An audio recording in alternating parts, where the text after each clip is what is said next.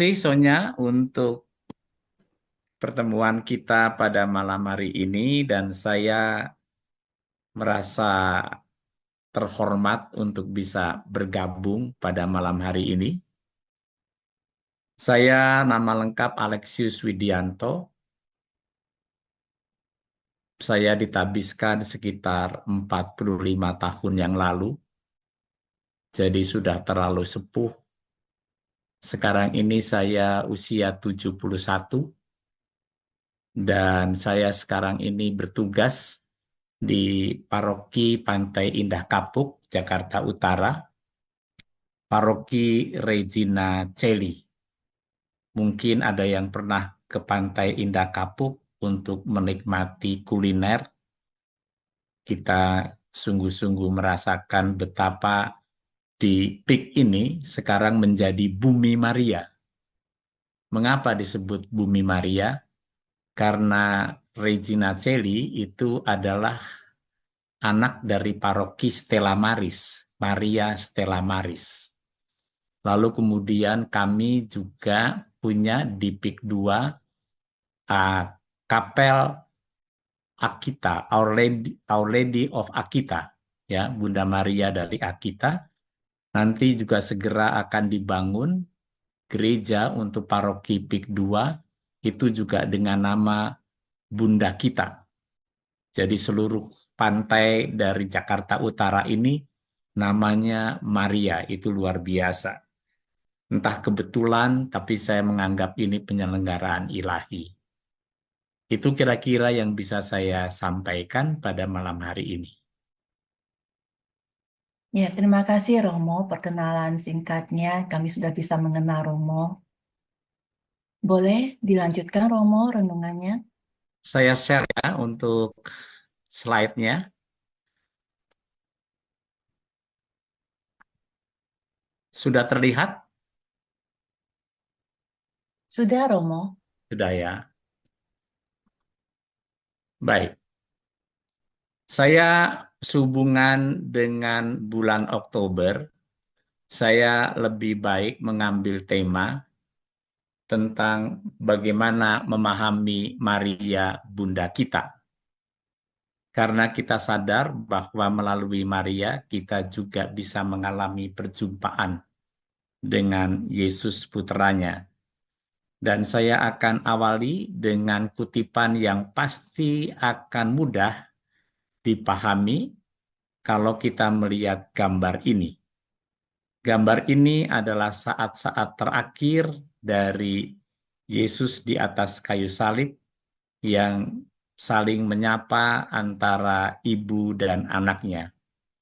Injil Yohanes mengatakan bahwa dan dekat salib Yesus berdiri ibunya dan saudara ibunya Maria, istri Klopas, dan Maria Magdalena. Ketika melihat ibunya dan murid yang dikasihinya di sampingnya, berkatalah ia kepada ibunya, "Ibu, inilah anakmu." Kemudian katanya kepada murid-muridnya, "Inilah ibumu." Dan sejak saat itu, murid itu menerima dia di dalam rumahnya. Ayat ini jelas-jelas menunjukkan bahwa Yesus menyerahkan ibunya bagi gerejanya, yaitu bagi kita yang beriman kepada Kristus. Dengan segala kemurahan hati dan kerelaannya, Yesus itu memberikan ibunya bagi kita untuk bisa lebih menghayati arti keselamatan. Kita sadar bahwa ada banyak kalimat yang diucapkan bahwa Bunda Maria dipilih Allah. Bunda Maria memang manusia biasa. Namun meskipun manusia biasa, Bunda Maria adalah pribadi yang istimewa. Sebab dipilih menjadi ibu Tuhan bukan karena jasanya, tetapi pertama-tama karena kehendak dan rahmat Tuhan yang kemudian ditanggapi oleh Bunda Maria dengan ketaatannya. sehingga Kristus Sang Penyelamat dapat lahir sebagai manusia di dunia. Teladan ketaatan Bunda Maria yang membuat rencana Allah terhadap seluruh umat manusia dapat terlaksana. Itulah yang menjadikan Bunda Maria sebagai seorang yang istimewa dan patut kita hormati. Ungkapan Maria dipilih Allah bukan berarti dalam bayangan kita Maria itu dicomot atau diambil atau diciduk dari sekian banyak perempuan yang ada pada saat itu. Lalu Allah mengadakan fit and proper test. Allah sama sekali tidaklah mengadakan uji kelayakan dan kepatutan terhadap perempuan yang bernama Maria. Ini harus kita pahami dengan baik, kata dipilih. Kita tidak bisa mengatakan, oh dari sekian banyak wanita, Maria, Allah lalu kemudian mengadakan semacam uji kelayakan dan kepatutan. Mana yang orang yang wanita suci di Israel pada saat itu? Mungkin ada yang namanya Maria. Lalu kemudian Allah melihatnya, oh dia tidak cantik. Lalu diganti lagi. Lalu kemudian, ini ada yang cantik. Lalu kemudian dicek lagi. Oh, tapi kok namanya bukan Maria. Oh, ini ada yang cantik dan namanya Maria. Tapi tukang gosip terus gak jadi lagi. Allah tidak bekerja seperti itu. Tetapi Maria dipilih Allah artinya Maria disiapkan oleh Allah. Maria direncanakan oleh Allah. Jadi ketika manusia itu jatuh dalam dosa atau Adam dan Hawa jatuh dalam dosa, dalam waktu saat itu juga ya Allah telah mempunyai rencana untuk menyiapkan seorang perempuan dan Allah akan lahir dari rahim perempuan itu. Jadi Allah memang mempersiapkan Maria sejak dunia sebelum diciptakan. Karena kita tahu bahwa kalau Allah itu lahir di sembarang wanita, ya, pasti tercemar oleh dosa asal. Maria itu sungguh disiapkan oleh Allah. Dalam persiapan itu kita tahu bahwa Maria itu punya orang tua yang namanya Anna dan Joakim. Dikatakan dalam cerita di luar Injil, Anna dan Joakim itu pada saat itu usianya sudah lanjut. Artinya sudah uzur. Pasti mereka tidak lagi melakukan hubungan badan sebagai suami istri. Tetapi Allah campur tangan untuk bisa menyiapkan Maria ini. Karena kita tahu bahwa kemudian dari rahim Ana yang dinyatakan sudah mandul dan rahimnya itu tertutup, Allah memberikan suatu campur tangan untuk kehadirannya dalam diri Maria. Maka kita lalu mengenal apa yang disebut Maria dikandung tanpa noda. Ya. Jadi pasti bukan karena relasi seksual pada saat itu. Maria sungguh dikandung oleh Roh Kudus, dikandung tanpa noda berkat kerjasama dengan Tuhan. Dari pemahaman bahwa Maria disiapkan oleh Allah atau Maria direncanakan oleh Allah, maka kita sudah bisa mudah mengartikan dogma tentang Maria. Maria sebagai Bunda Allah, Maria dikandung tanpa noda, Maria tetap perawan, dan Maria diangkat ke surga. Maria Bunda Allah. Kita sungguh ditolong dengan kata Maria disiapkan oleh Allah atau direncanakan oleh Allah. Memang Allah ingin turun ke dunia. Tetapi kalau dia lahir dari sembarang wanita, maka tidak mungkin Allah tetap kudus. Dia sungguh menjadi Bunda Allah buat kita. Dia sungguh menjadikan kita percaya bahwa Maria memang karena dosa Adam dan Hawa, Maria memang disiapkan oleh Allah. Juga dogma mengenai Maria dikandung tanpa noda, saya tadi sudah sedikit menguak tentang kisah dari orang tua Maria, yaitu Santa Ana dan Santo Joakim, yang dinyatakan sudah lanjut usia. Sungguh dikandung tanpa noda, Allah sungguh campur tangan untuk memberikan benih di dalam rahim Santa Ana. Maria tetap perawan. Maria tetap perawan secara sederhana, saya sekedar memberikan suatu latar belakang karena kita sebentar lagi setelah November kita masuk masa Advent dan Natal. Mungkin kita pernah mendengar tentang Maria dan Yosef itu mencari penginapan ketika Maria sudah saatnya harus melahirkan. Mudah-mudahan tahu kisah ini, di mana mereka diceritakan tidak ada satupun penginapan yang mau menerima Yosef dan Maria. Apa di balik cerita ini? Di balik cerita ini, supaya ketika mereka tidak mendapatkan penginapan, artinya jangan sampai seorang pun menyaksikan kelahiran Yesus. Maka Yosef dan Maria itu lalu kemudian dikatakan melahirkan di kandang Bethlehem. Dan kita tahu bahwa ketika Yesus itu lahir, tidak ada seorang pun yang tahu. Bahkan Yosef pun dibuat lelah dan tertidur. Hanya Maria yang tahu bahwa bagaimana cara Yesus itu lahir.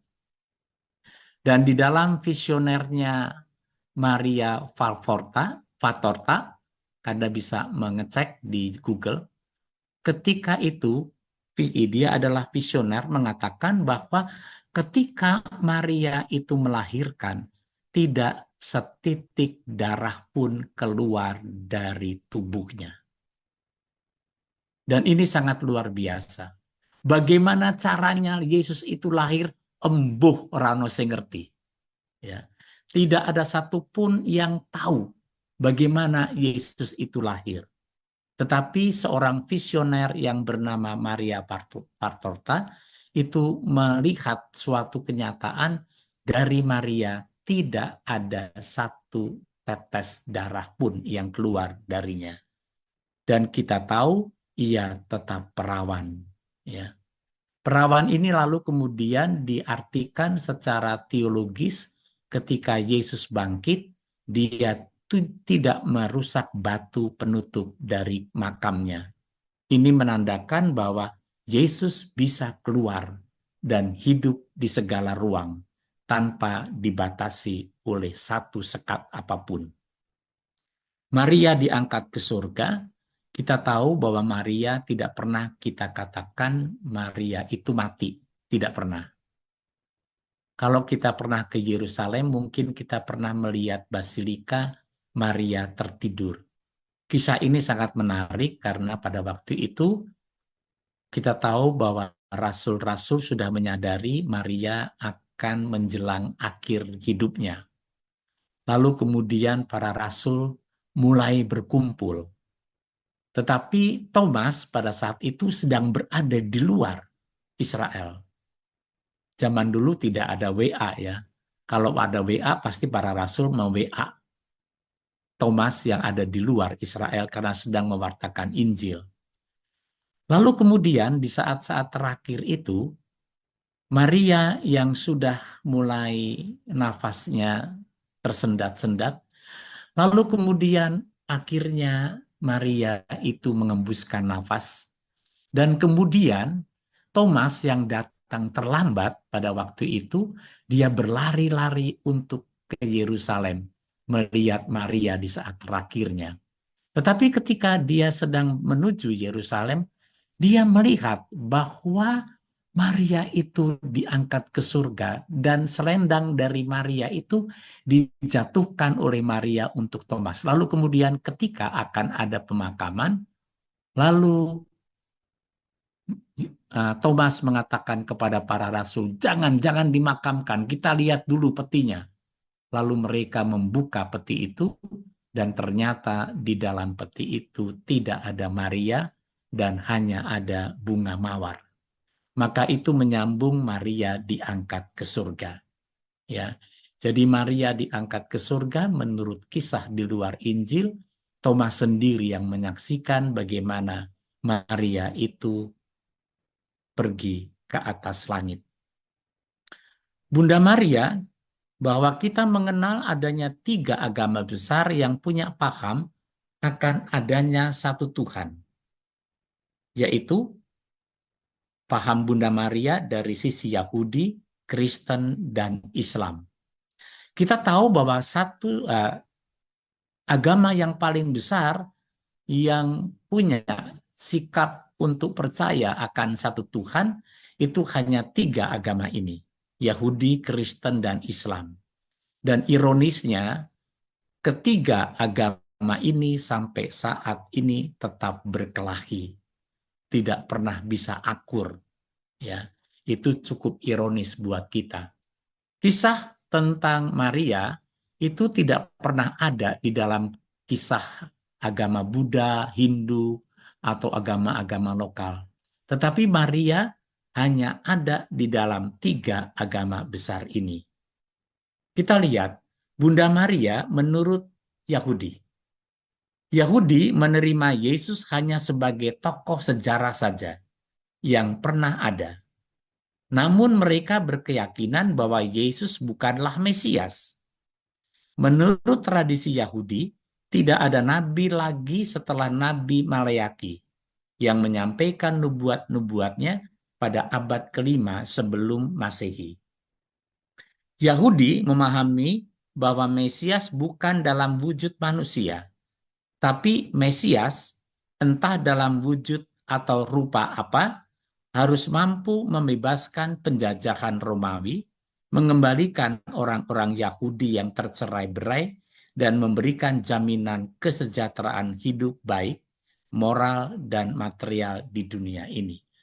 Orang Yahudi berpikir memang pada zamannya, pada saat itu. Mereka berpikir ingin terlepas dari kuasa Romawi. Lalu mereka mengharapkan ada satu orang pahlawan yang bisa untuk dapat membebaskan tanah Israel itu dari genggaman penjajahan Romawi. Dan kita tahu bahwa Allah tidak seperti pikiran kita. Allah bukan hanya menyelamatkan kita secara duniawi, tetapi Allah menyelamatkan kita secara surgawi. Itu yang tidak terpikirkan oleh orang-orang Israel.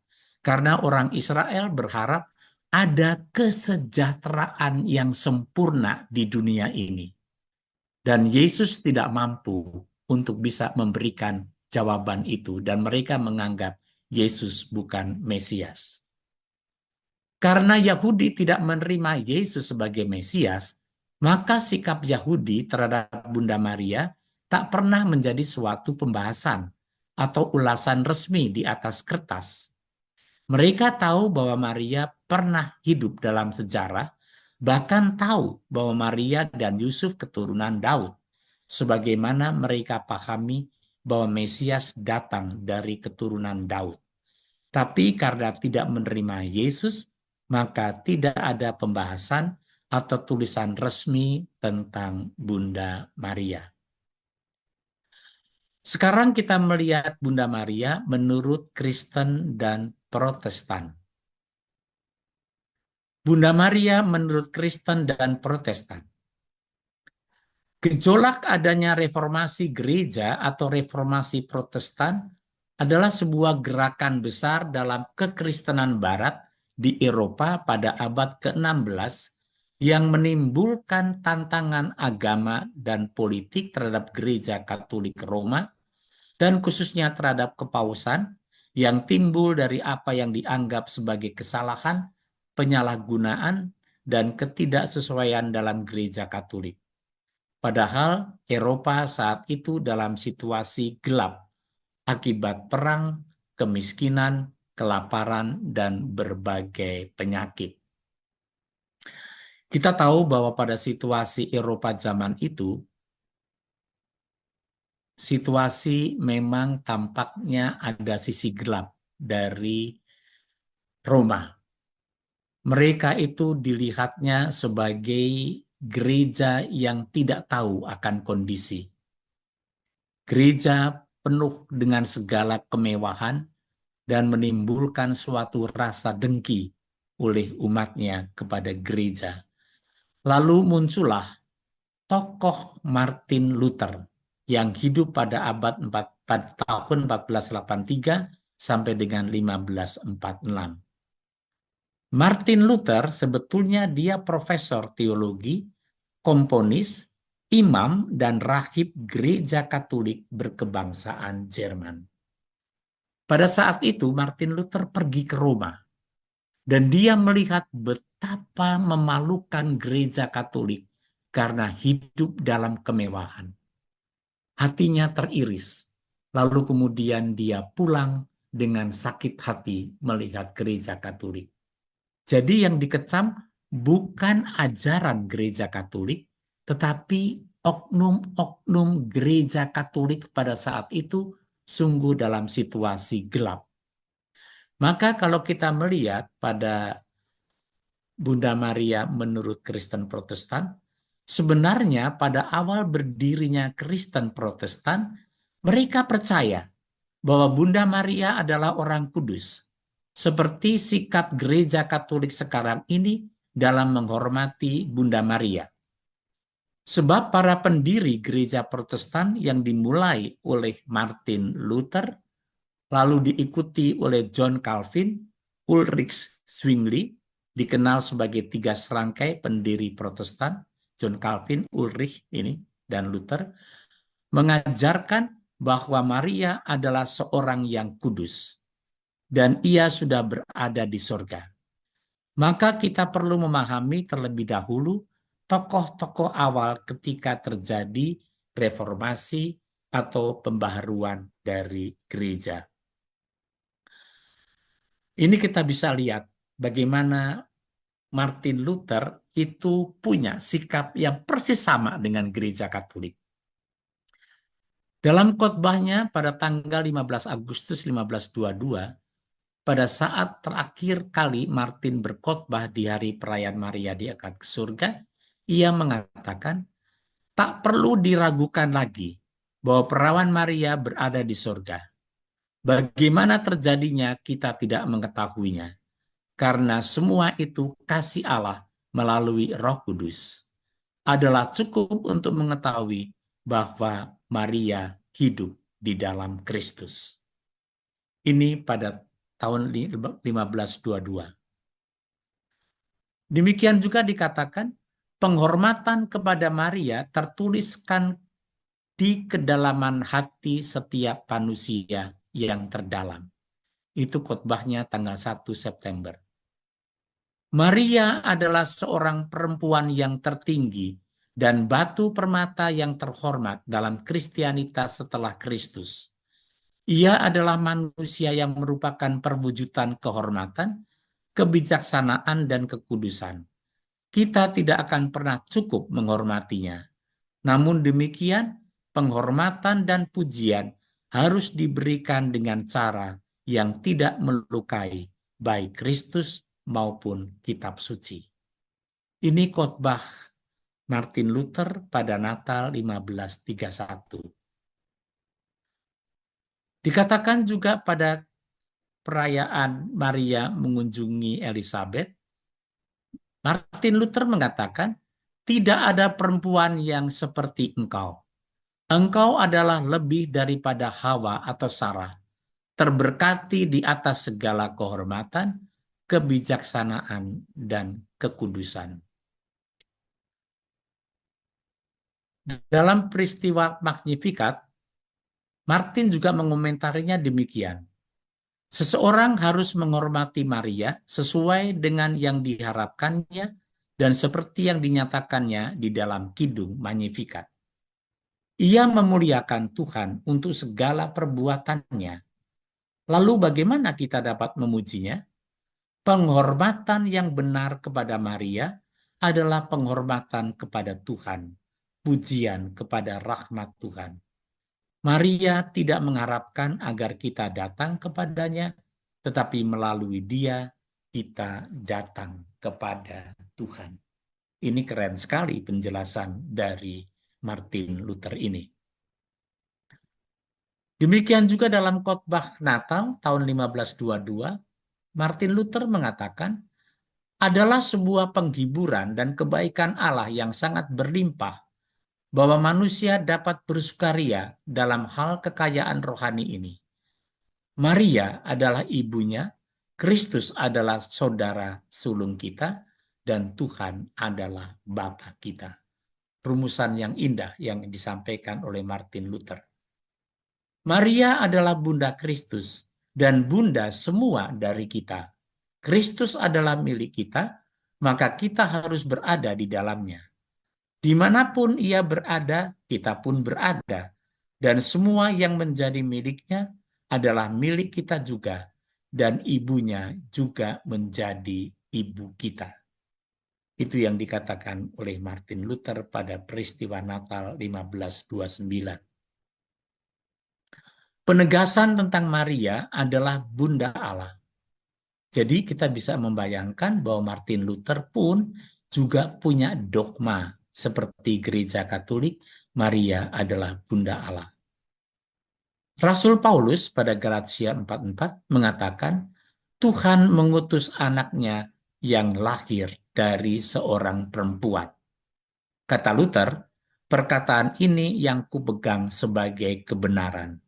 Sungguh-sungguh menegaskan dengan teguh bahwa Maria adalah Bunda Allah. Juga dikatakan oleh Martin Luther, Maria layak disebut tidak saja sebagai Bunda manusia, tetapi juga Bunda Allah. Adalah pasti bahwa Maria adalah Bunda dari Allah yang nyata dan sejati. Dikatakan oleh Martin Luther tentang Maria tetap perawan. Kepada Helvidius, sahabat Luther, yang meragukan keperawanan Maria dengan menganggap bahwa Maria mempunyai anak-anak lain selain Yesus, Luther menjelaskan bahwa mereka bukan saudara kandung Yesus. Kata Luther, setelah Maria mengetahui bahwa ia adalah bunda dari Allah Putra, bisa saja ia tidak ingin untuk menjadi ibu dari anak manusia, tetapi ia tetap di dalam rahmat karunia. Ini penegasan yang agak unik, yang tidak pernah kita pikirkan mungkin, tapi Luther memikirkan dengan bagus. Kalau seandainya Maria tahu bahwa Yesus itu adalah yang dikandung dari Roh Kudus, masakan dia mau berhubungan dengan Yosef untuk melahirkan anak-anak manusia biasa? Pasti akan dipertahankan oleh Maria. Saya hanya mengandung dari Roh Kudus dan saya tidak mau mengandung dari manusia. Tidak diragukan lagi, tidak ada seorang pun yang begitu berkuasa yang menggantungkan pada pemikirannya sendiri tanpa kitab suci akan beranggapan bahwa ia Maria tidak tetap perawan. Ini sungguh luar biasa penegasan tentang Maria tetap perawan, baik sebelum lahir, sebelum kelahiran, maupun saat melahirkan, maupun setelah melahirkan. Maria dikandung tanpa noda. Ini ucapan dari Martin Luther pada bukunya yang ditulis oleh William G. Cole. Pada saat pengebusan jiwa adalah layak dan khidmat untuk dipercaya. Maria tidak mempunyai dosa, sehingga ketika jiwanya dihembuskan, Maria pada saat yang sama dibersihkan dari dosa asal dan dikurniai karunia-karunia Tuhan untuk menerima jiwa yang dihembuskan. Oleh karena itu, pada saat ia mulai hidup, ia tidak mempunyai dosa sedikit pun. Dikatakan lebih lanjut, Tuhan telah membentuk tubuh dan jiwa perawan Maria penuh dengan Roh Kudus, sehingga ia tanpa segala dosa, sebab ia telah mengandung dan melahirkan Tuhan Yesus. Di sini kita memang merasa kagum dengan apa yang kita rasakan di dalam apa yang diucapkan oleh Martin Luther, pendiri dari gereja reformasi atau pendiri dari gereja-gereja yang memisahkan. Martin punya sikap yang sama dengan gereja Katolik. Demikian juga Maria diangkat ke surga. Tidak dapat diragukan lagi bahwa perawan Maria berada di surga. Bagaimana sampai terjadi demikian, kita tidak tahu. Tetapi Martin Luther mengatakan itu dicatat oleh William J. Cole. Maria bunda semua orang Kristen. Maria adalah bunda Yesus dan bunda kita semua. Kalau Kristus adalah milik kita, kita harus berada di mana ia berada. Dan semua yang menjadi miliknya pasti menjadi milik kita. Dan oleh karena itu, ibunya juga adalah ibu kita. Kita semua adalah anak-anak Maria. Ini terlalu indah ucapan yang disampaikan oleh Martin Luther. Kita juga tidak pernah berpikir, kalau saya itu milik Kristus, maka apa yang dimiliki Kristus juga milik saya. Karena bagi Martin Luther, Maria adalah milik Kristus, maka dia juga menjadi milik saya. Ini luar biasa ungkapan dari Martin. Penghormatan kepada Maria. Penghormatan kepada Maria tertulis dalam kedalaman hati setiap manusia yang terdalam. Mau tidak mau hati nurani kita pasti tahu bahwa sikap menghormati seorang ibu dari Yesus pasti kita akan lakukan. Disuruh atau tidak disuruh, itu sudah tertanam dalam diri kita. Hanya Kristus sendiri yang patut disembah. Apakah Bunda Tuhan yang suci tidak patut dihormati? Ini adalah sang perempuan yang menghancurkan kepala sang ular, yaitu iblis. Dengarkanlah kami, sebab putramu tidak akan menolak apapun darimu. Tuhan pasti akan mendengarkan apa yang disampaikan oleh ibunya kepada putranya. Mengenai gambar Maria, orang Protestan kan juga tidak mau mempunyai gambar-gambar di dalam gereja. Tetapi Martin Luther mengatakan beda. Gambar-gambar dibuat tentang mereka, itu maksudnya agar setiap orang dapat memahami hal-hal spiritual di balik gambar tersebut. Juga dikatakan oleh Martin Luther, tidak ada yang lain yang dapat disimpulkan dari perkataan, jangan kamu mempunyai allah-allah lain di hadapanku, kecuali apa yang berkaitan dengan berhala. Tetapi gambar-gambar ataupun patung-patung Maria maksudnya dibuat tanpa berhala. Pembuatan benda-benda tersebut tidaklah dilarang. Kita tahu bahwa arti berhala kalau kita menganggap setiap patung ada rohnya. Nah, ketika kita menganggap bahwa setiap benda atau patung ada rohnya, roh halus, entah roh-roh yang lain, ini berhala namanya. Tapi kan kalau kita melihat Bunda Maria, kan kita tidak mengatakan di dalam patung itu ada roh Maria. Nah, itu berarti berhala Anda. Ya. Tapi kita menganggap patung itu mewakili imajinasi kita tentang Maria. Seperti kalau kita mempunyai foto orang tua kita di HP kita. Bukannya saya menyembah berhala di dalam foto itu ada ibuku atau ada bapakku, tidak. Tetapi mewakili visualisasi dari yang kita butuhkan. Kalau saya telah melukis gambar di dinding dan saya melihatnya tanpa berhala, maka hal itu tidak dilarang bagi saya. Kristen menjadi berbeda sikap terhadap Bunda Maria. Ini unik. Para tokoh awal gereja Protestan pada awalnya mengakui kekudusan Bunda Maria dan menghormatinya. Namun sekarang sepertinya umat Protestan tidak mempunyai penghayatan yang sama. Sebetulnya tidak semua umat Kristen dan Katolik menolak Bunda Maria. Ada yang mau menerima, ada yang setengah hati menerima, namun juga ada yang terang-terangan tidak mau menerima Bunda Maria. Gara-garanya berawal dari Raja Inggris Henry ke-8. Ia minta agar pernikahannya dibatalkan karena tidak memiliki anak dari istrinya. Dia ingin melangsungkan perkawinan lagi. Tetapi Paus Clemens ke-7 menolak. Kemudian parlemen Inggris pasti membela rajanya, mengesahkan undang-undang yang menghapuskan otoritas kepausan di Inggris dan menyatakan Raja Henry sebagai kepala gereja Inggris. Lalu, kewenangan pengajaran iman berada di tangan raja. Meskipun ia sendiri adalah seorang tradisionalis religius, Henry mengandalkan kaum Protestan untuk mendukung dan melaksanakan agenda keagamaannya. Henry ke-8 ini unik.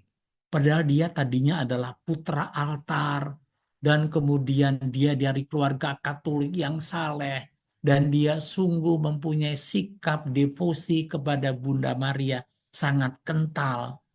Tetapi hanya karena ingin kawin lagi. Karena istri dari Henry ini tidak punya anak. Lalu kemudian ditolak. Lalu kemudian parlemen Inggris mengajak raja untuk berpisah dari Roma. Kemudian ajaran gereja Inggris menjadi sangat Protestan pada masa pemerintahan anak Henry, yaitu bernama Edward ke-6, yang dinobatkan menjadi raja pada usia 9 tahun. Setelah itu ada banyak biara dibubarkan dan tempat ziarah serta patung Bunda Maria diperintahkan untuk dihancurkan dan umat dilarang melakukan devosi.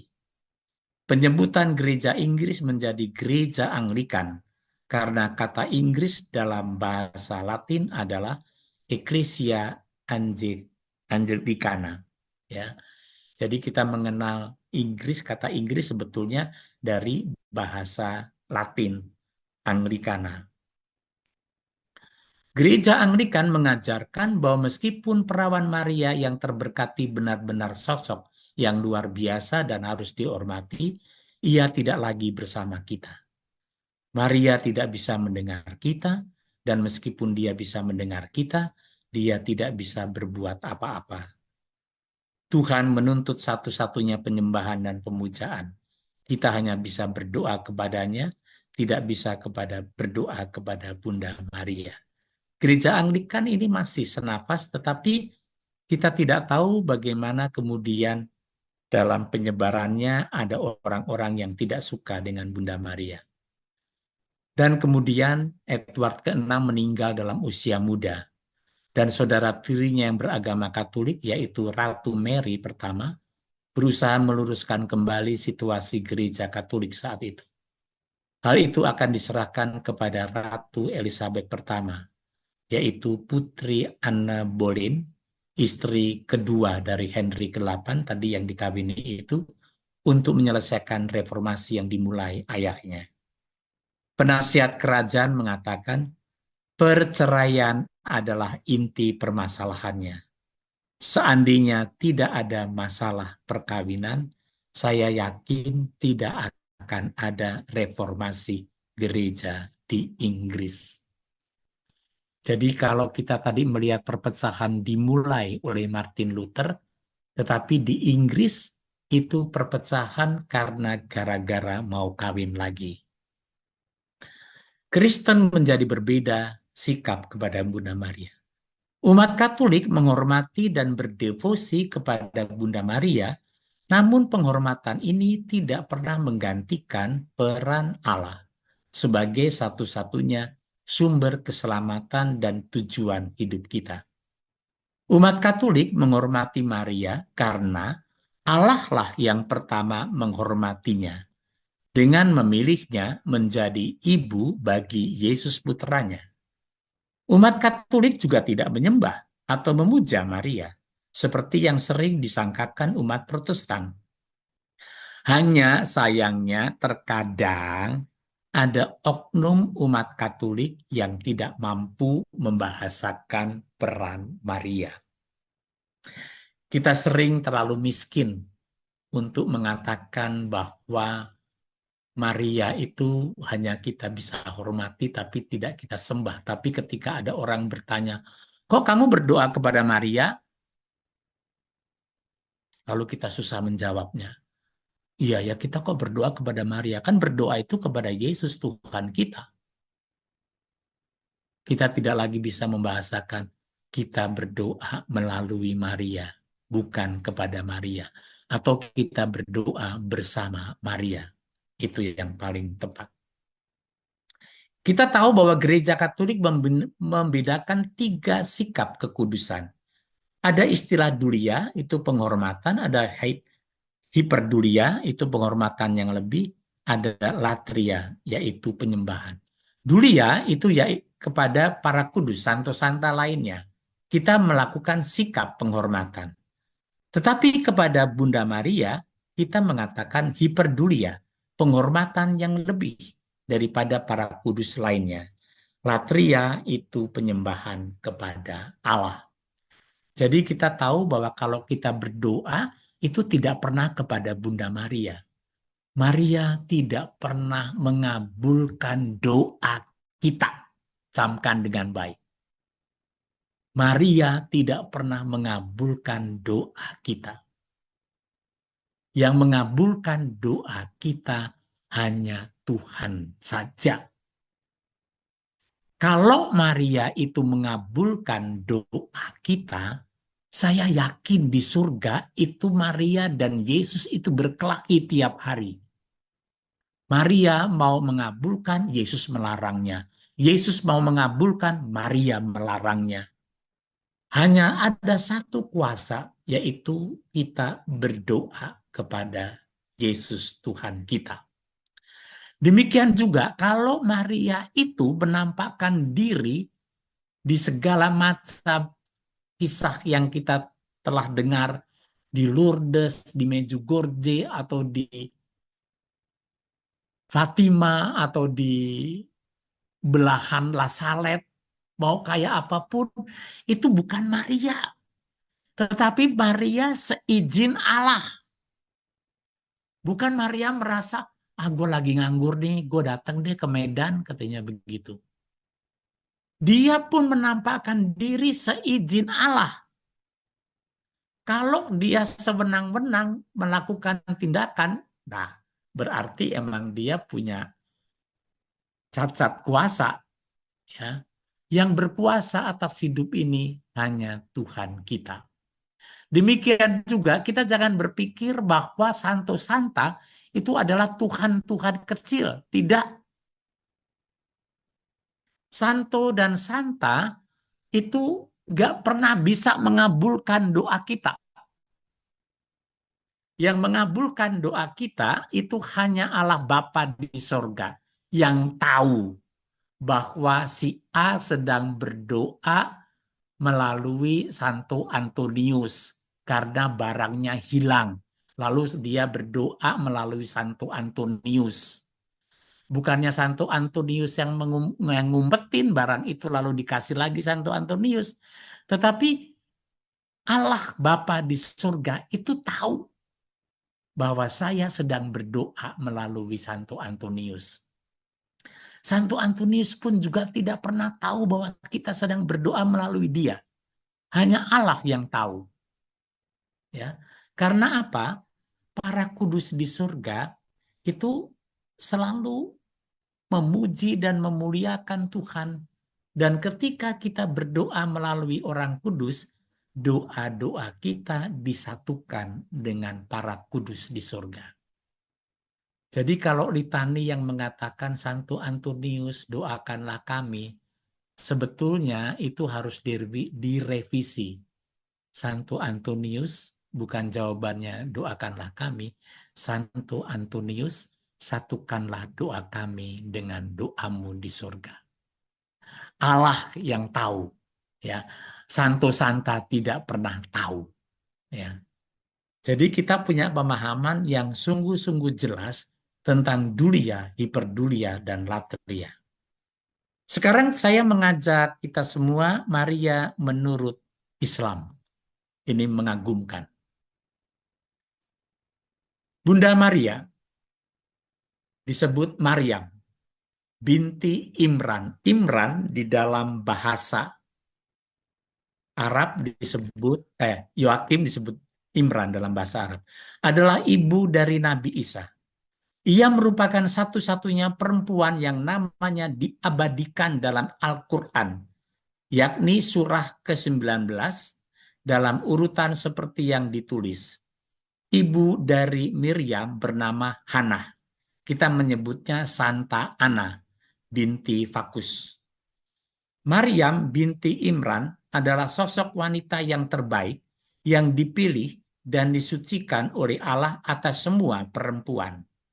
Ia mampu menjaga kehormatannya, taat, membenarkan kalimat-kalimat Allah, serta kitab-kitab yang diturunkan kepada para nabinya. Camkan dengan baik.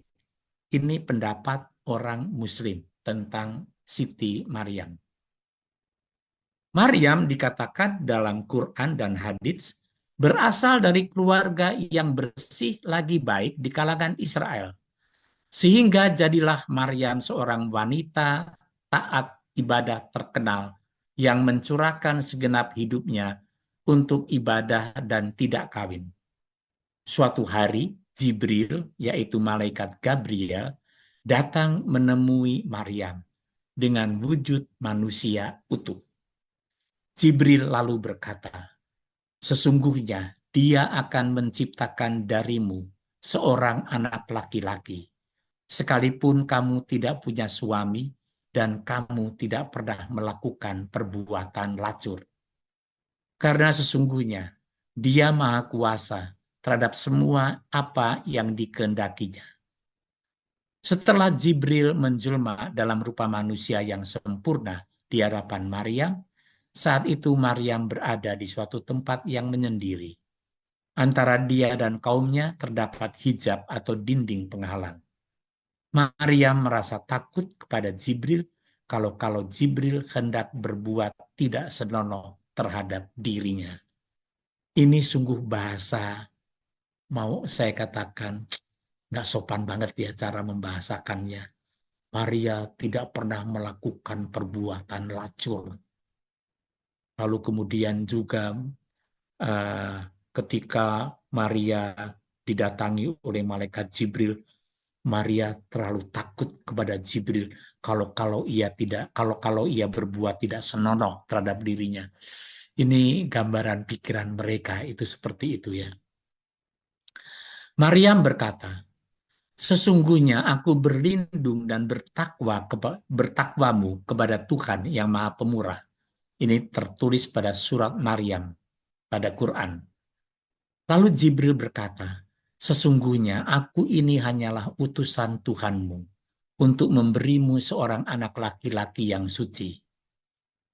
Maria merasa heran dengan berita tersebut, maka ia mengatakan, bagaimana aku bisa punya anak laki-laki? Dengan cara apakah akan terjadi kelahiran anak laki-laki seperti itu dariku? Padahal aku bukanlah wanita yang bersuami dan mustahil aku berbuat lacur. Ini bahasa yang kadang-kadang saya bikin gregetan. Apa sih artinya seorang wanita mengatakan saya mustahil berbuat lacur? Disebutkan bahwa Maryam berkata, sedangkan tidak pernah seorang manusia pun menyentuhku dan aku bukan pula seorang pezina. Ini bahasa yang sering buat saya miris ya di dalam kitab sucinya. Tentang kelahiran Siti Maryam disebutkan dalam Al-Quran, surat Ali Imran ayat 36. Allah berfirman, apa yang ditulis, saya tidak bisa bahasa Arab, tetapi saya hanya sekedar membuktikan bahwa apa yang tentang Maria itu ada di dalam Quran dan hadits. Kalimat yang ditulis dalam bahasa Arab ini artinya, ingatlah ketika Imran, yaitu Yoakim berkata, ya Tuhanku, sesungguhnya aku menazarkan kepada engkau anak yang di dalam kandunganku menjadi hamba yang saleh dan berkhidmat di Baitul Maqdis. Baitul Maqdis kita menyebutnya sebagai Bait Allah. Karena itu, terimalah nazar itu dariku. Sesungguhnya engkaulah yang maha mendengar dan lagi mengetahui. Ini apa yang dikatakan oleh Hana. Maka tatkala istri Imran, yaitu Hana, melahirkan anaknya, dia pun berkata, ya Tuhanku, sesungguhnya aku melahirkannya seorang anak perempuan, dan Allah lebih mengetahui apa yang dilahirkannya itu. Dan anak laki-laki tidaklah seperti anak perempuan. Sesungguhnya aku telah menamai dia Maryam, dan aku melindungkannya serta anak-anak keturunannya kepada pemeliharaan engkau dari setan yang terkutuk. Ini ucapan dari Hana ketika melahirkan Maria. Dalam tafsir Ibnu Katsir diterangkan bahwa Hana, Santa Ana, ibunda Siti Maryam, adalah seorang perempuan yang lama tidak pernah hamil. Lalu pada suatu hari ia melihat seekor burung sedang memberi makan anak-anaknya. Akhirnya ia menginginkan punya anak. Lalu ia berdoa kepada Allah. Semoga Allah menganugerahinya seorang putra dan Allah memperkenankan doanya itu. Ketika suaminya menggaulinya, maka hamillah Hana. Setelah masa hamilnya telah tiba, Hana bernazar bahwa anaknya kelak akan dipersembahkan untuk berkhidmat kepada Baitul Maqdis, yaitu Bait Allah.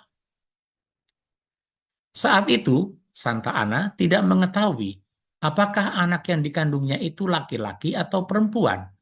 Kemudian Allah berfirman, tatkala istri Imran satu Yakim, melahirkan anaknya, dia pun berkata, ya Tuhanku, sesungguhnya aku melahirkan seorang anak perempuan dan Allah lebih mengetahui apa yang dilahirkannya. Al-Quran menyebutkan bahwa istri Imran yang bernama Hana bernazar untuk yang dikandungnya akan menjadi abdi Allah. Dia melahirkan anak perempuan yang dinamai Maryam. Zakaria kemudian menjadi wali dan pemelihara Maryam. Setelah disapih, Hana menyerahkan Maryam ke Baitul Maqdis. Zakaria mengendaki agar dia menjadi wali Maryam karena istrinya Elisabeth adalah saudari Hana. Kita bisa melihat kisah-kisah ini memang agak mirip dengan apa yang tertulis, tetapi begitu jelas tentang hal-hal yang tidak pernah tertulis dalam kitab suci, di Quran malah lebih jelas. Berikut kisah keutamaan Siti Maryam dalam Al-Quran. Berikut kisah keutamaan dalam Al-Quran dan hadits pada surat Ali Imran ayat 36. Siti Maryam dijaga dari godaan setan. Artinya, sesungguhnya aku telah menamai dia Maryam dan aku mohon perlindungan untuknya serta anak-anak keturunannya kepada pemeliharaan engkau daripada setan yang terkutuk. Di dalam surat Ali Imran ayat 42, Siti Maryam disebut perempuan suci. Tulisan Arab itu diterjemahkan demikian, artinya, dan ingatlah ketika malaikat Jibril berkata, hai Maryam, sesungguhnya Allah telah memilih kamu, mensucikan kamu, dan melebihkan kamu atas segala wanita di dunia ini yang semasa dengan kamu. Ali Imran ayat 43, Siti Maryam terjaga kehormatannya dan taat beribadah. Hai Maryam, taatlah kepada Rabbmu, yaitu Allahmu. Sujud dan rukulah, tunduklah bersama orang-orang yang ruku, tunduk kepada Allah. Dari Ali Imran ayat 43. Surat Maryam ayat 19. Siti Maryam dianugerahi anak suci, yaitu Nabi Isa, atas izin Allah. Tulisan Arab itu mengatakan, Jibril berkata, sesungguhnya aku ini hanyalah seorang utusan Rabbmu, Allahmu, untuk memberimu seorang anak laki-laki yang suci. Kemuliaan Siti Maryam juga disebutkan dalam sejumlah hadits Nabi sebagai berikut. Setan tidak berani mendekati Siti Maryam. Tulisan Arab itu artinya dari Abu Hurairah bahwa Rasulullah bersabda, tidaklah seorang bayi dilahirkan kecuali setan pasti menikapnya hingga ia menangis keras karena tikaman tersebut, kecuali Ibnu Maryam dan ibunya. Ya, ini tertulis juga mengenai setan tidak berani mendekati Siti Maryam. Ini juga merupakan kemuliaan Siti Maryam. Amru bin Murrah berkata, Rasulullah bersabda, laki-laki yang sempurna itu banyak. Sedangkan perempuan yang sempurna itu adalah Maryam bin Imran dan Asyah istri Firaun. Dan sesungguhnya keutamaan Aisyah di antara kaum wanita yang lain adalah seperti keunggulan syarit, bubur, dibandingkan dengan makanan yang lain. Ini untuk bisa memberikan kehebatan Maria sebagai perempuan sempurna. Ini dikatakan dari Anas bahwa Nabi itu bersabda, cukuplah bagimu dari wanita penghulu dunia adalah Maryam binti Imran, Khadijah binti Khuwailid, dan Fatimah binti Muhammad, serta Aisyah istri Firaun. Abu Isa berkata, hadits ini adalah hadits sahih. Jadi Siti Maryam sebagai penghulu perempuan di dunia. Penghulu itu artinya kepala, pimpinan ya, perempuan di dunia. Sekarang saya akan menyajikan apa yang menjadi lagu orang Islam terhadap Siti Maryam. Lagu ini dinyanyikan oleh Bimbo. Kalau kita lihat kalimat pertama, dia gadis sederhana, ramah serta budiman. Ini kalimat lumrah lah untuk memuji seorang wanita. Tetapi di berikutnya kita lihat, dijaga dan disucikan Tuhan yang esa disayang semua orang bagaikan bunga mawar. Nah ini sudah mulai nih gereja Katolik nih kelihatannya. Mulai ada mawar. Maria adalah rose, maka kita menyebutnya rosario, taman mawar. Siti Maryam pilihan Tuhan. Jadi kalau kita sekarang berkata Maria pilihan Tuhan, Maria bukan dicomot dari sekian banyak wanita, tidak. Tetapi Maria itu disiapkan, direncanakan. Ya. Kemudian Gabriel datang kepadanya membawa berita dan ini sudah mulai Injil. Ya. Bagaimana mungkin aku tak pernah disentuh oleh pria. Ini juga Injil banget. Dan kemudian Siti Maryam pilihan Tuhan berkata, Tuhan sungguh maha kuasa, apa yang ingin dijadikan pastilah akan terjadi, pastilah akan terjadi. Ini kan kita punya kalimat dalam Injil, tidak ada hal yang mustahil bagi Allah. Dan kemudian Jibril berpesan kepada Maria, apa yang telah Tuhan tentukan Tuhan akan jalankan. Ya, itu tulus diucapkan oleh Maria. Nah ini sekarang lebih detil lagi bercerita Bimbo ini.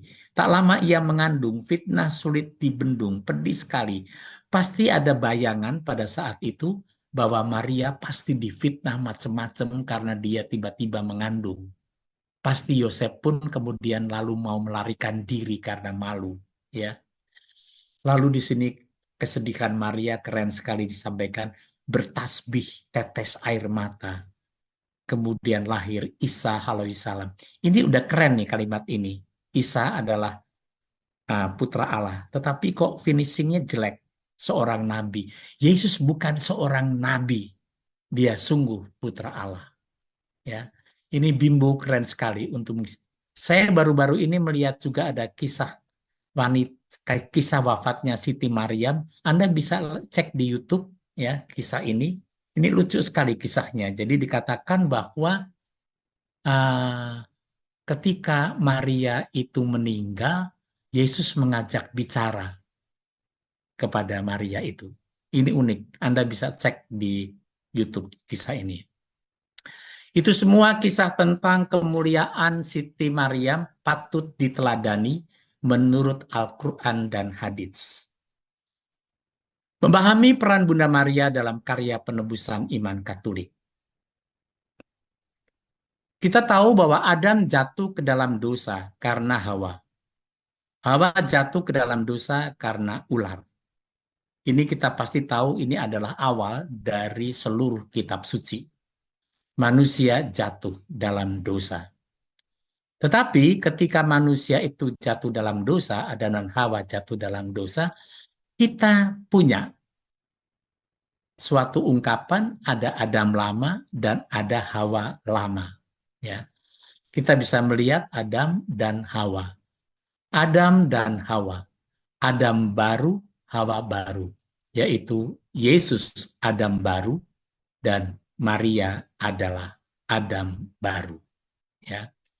Dan kita juga bisa menyadari bahwa itulah runtutan dari seluruh kitab suci yang disampaikan bahwa kitab suci dimulai dengan jatuhnya Adam dan Hawa ke dalam dosa. Tetapi di akhir Injil Yohanes, Yesus menyerahkan ibunya sebagai ibu gereja. Inilah Adam baru dan Hawa baru. Kesimpulan.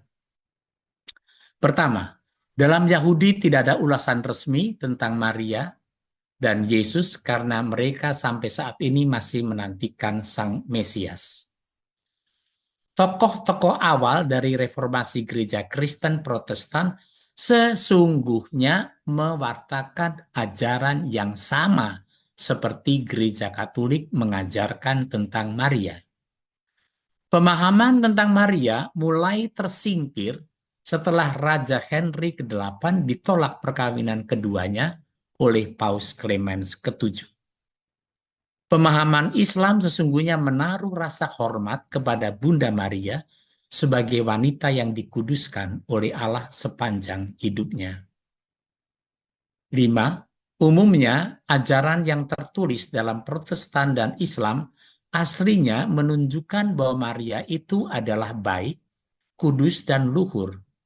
Tetapi sayangnya, ajaran Maria diperkeruh oleh pendapat dengan kepentingan pribadi. 6. Gereja Katolik memahami Bunda Maria berdasarkan kitab suci, tradisi, dan magisterium dalam satu kesatuan karena Bunda Maria mempunyai peran yang istimewa dalam rencana keselamatan Allah.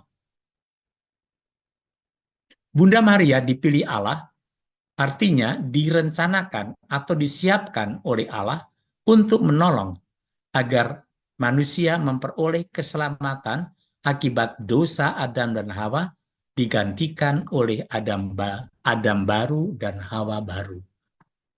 Kebanyakan orang Protestan tidak mau bicara tentang Adam dan Hawa karena mereka tidak bisa nyambung bahwa ada Adam lama, ada Adam baru, ada Hawa lama, dan Hawa baru yaitu Maria.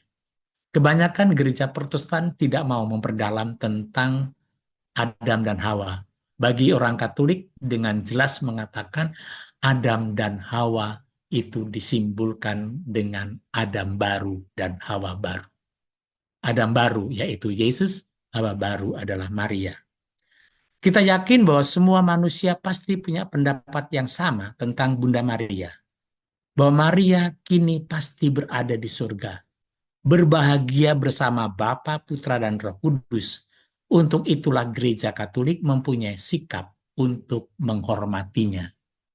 Kita yakinlah, orang Protestan kalau ditanya, Maria ada di surga enggak? Pasti mereka menjawab, pasti ada di surga.